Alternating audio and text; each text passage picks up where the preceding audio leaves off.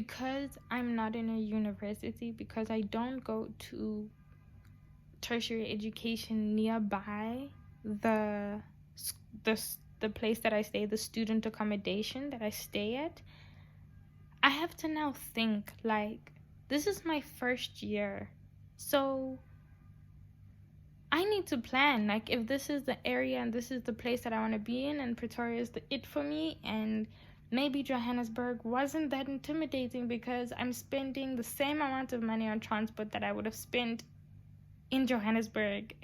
You know what I mean?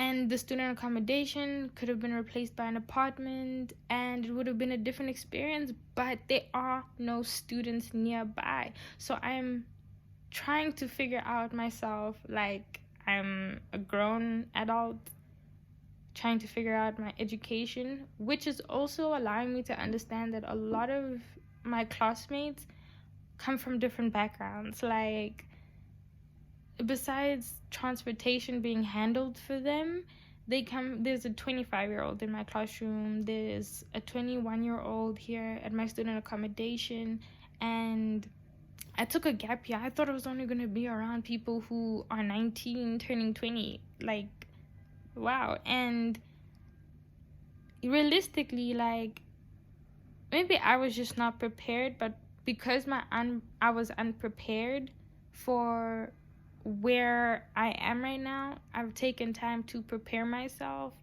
and stay consistent in my routine.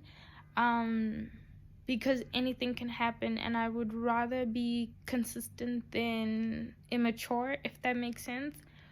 Because, you know what, this is where I am, and everybody has a room, and everybody's figuring out things. Everybody is trying to figure out things. Everybody's trying to figure out their own transport. Everybody has probably figured out their transport or not.